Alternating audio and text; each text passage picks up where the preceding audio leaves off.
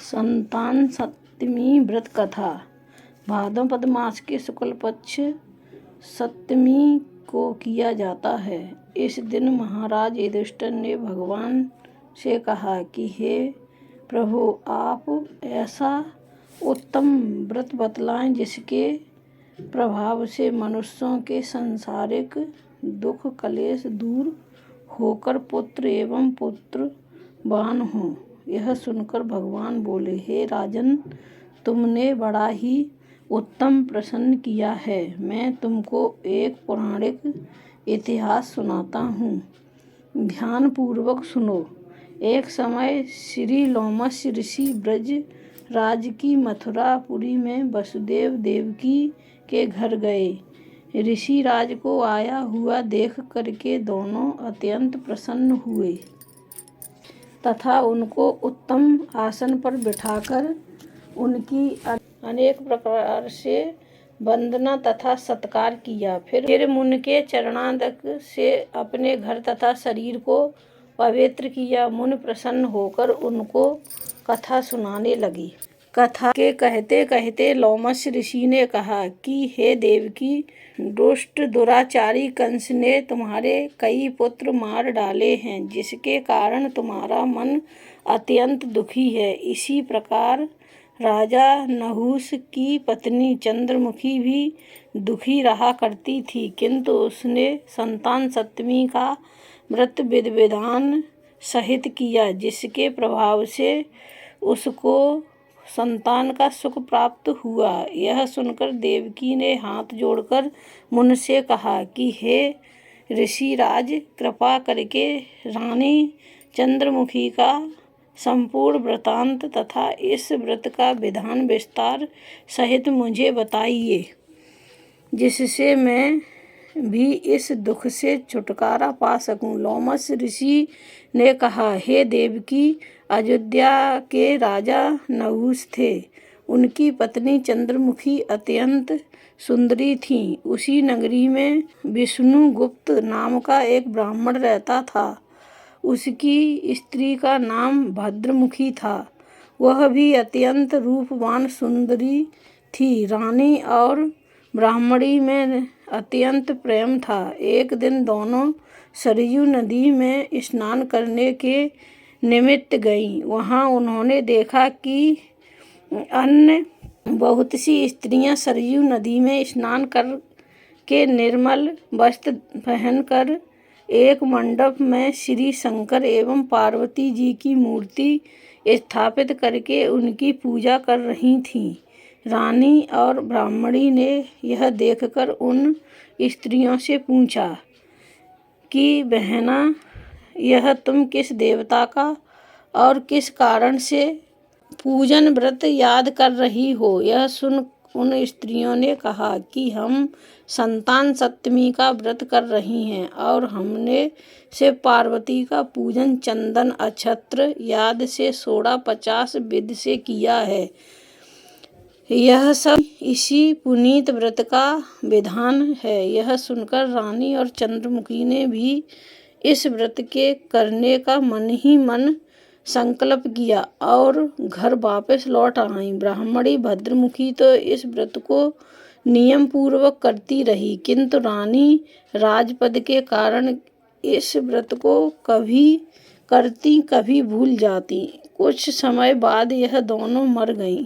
दूसरे जन्म में रानी ने बंदरिया और ब्राह्मणी ने मुर्गी की योनि पाई। इधर ब्राह्मणी मुर्गी की योनि में भी कुछ नहीं भूली और भगवान शंकर तथा माता पार्वती का ध्यान करती रही। उधर रानी बंदरिया की योनि में सब कुछ भूल गई। थोड़े समय के बाद इन दोनों ने यह देह त्याग दी। अब इनका तीसरा जन्म फिर मनुष्य योनि में हुआ। उस ब्राह्मणी ने तो फिर एक ब्राह्मण के यहाँ कन्या के रूप में जन्म लिया तथा रानी ने एक राजा के यहाँ राजकन्या के रूप में जन्म लिया। उस ब्राह्मण कन्या का नाम भूषण देवी रखा गया तथा विवाह योग्य होने पर उसका विवाह गोकुल निवासी अग्नि झील नामक ब्राह्मण से कर दिया। भूषण देवी इतनी सुंदर थी कि वह आभूषण रहित होते हुए भी इतनी सुंदर लगती थी कि कामदेव की पत्नी भी रति भी उसके सन्मुख लजाती थी। भूषण देवी के अत्यंत सुंदर सर्व गुण संपन्न चंद्रमा के समान धर्मवीर कर्मनिष्ठा सुशील स्वभाव वाला 8 पुत्र उत्पन्न हुए। यह शिव के व्रत का ही पुनीत फल था। दूसरी ओर शिव विमुख रानी के गर्भ से कोई भी पुत्र नहीं हुआ और निसंतान दुखी रहने लगी। रानी और ब्राह्मणी में जो प्रीति पहले जन्म में थी वह अब भी बनी हुई रही। रानी जब वृद्ध अवस्था को प्राप्त होने लगी तब उसके एक गूंगा वह बहरा तथा बुद्धिहीन अल्पायु वाला एक पुत्र हुआ और वह 9 वर्ष की आयु में इस क्षण भंगुर संसार को छोड़कर चला गया। अब तो रानी पुत्र शोक में अत्यंत दुखी हो व्याकुल रहने लगी। देव योग से भूषण देवी ब्राह्मणी रानी के यहाँ अपने सब पुत्रों को लेकर पहुँची। रानी का हाल सुनकर उसे भी बहुत दुख हुआ, किंतु इसमें किसी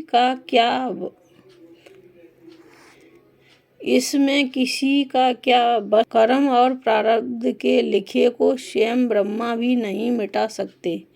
हे रानी कर्म च युक्त भी थी, इसी कारण उसे यह दुख देखना पड़ा। इधर रानी उस ब्राह्मणी के इस वैभव और 8 पुत्रों को देखकर उससे मन ही मन ईर्ष्या करने लगी तथा उसके मन में पाप उत्पन्न हुआ।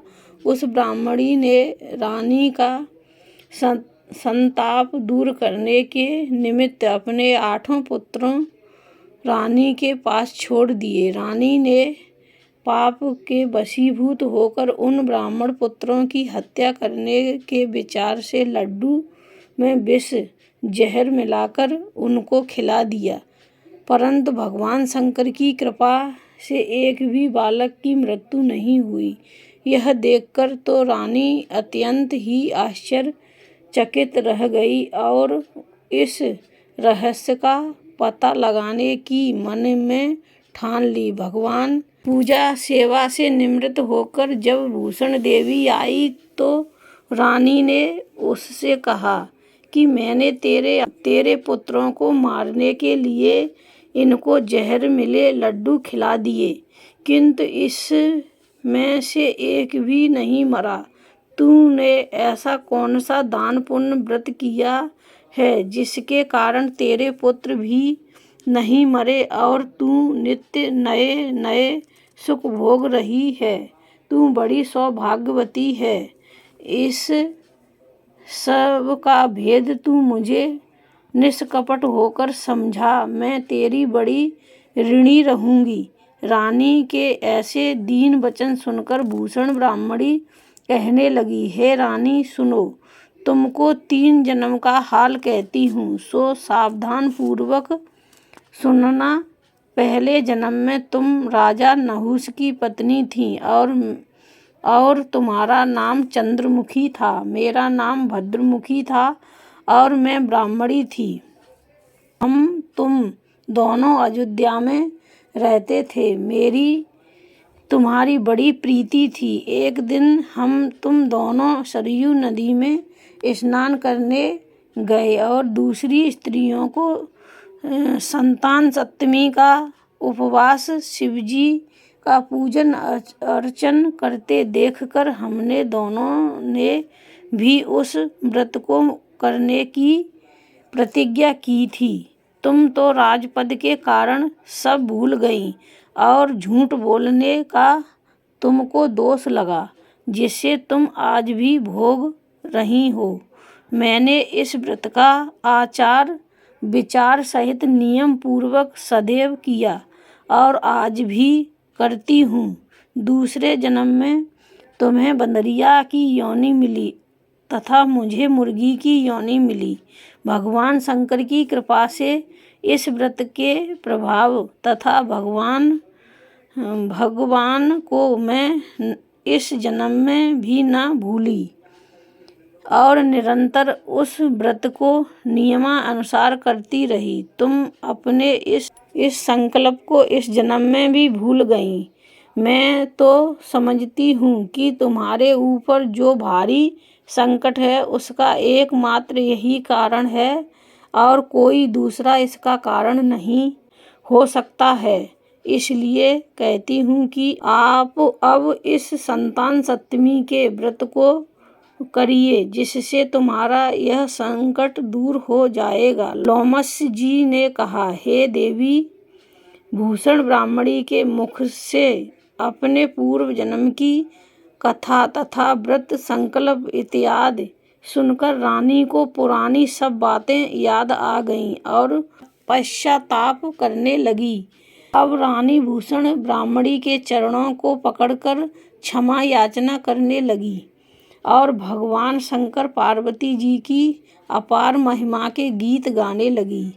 उसी दिन से रानी ने नियम अनुसार संतान सप्तमी का व्रत किया, जिसके प्रभाव से रानी को संतान सुख भी मिला तथा संपूर्ण सुख भोगकर रानी शिवलोक को गई। भगवान शंकर के व्रत का ऐसा प्रभाव है कि पथभ्रष्ट मनुष्य भी अपने पथ पर अग्रसर हो जाता है और अंत में ऐश्वर्य भोग कर मोक्ष पाता है।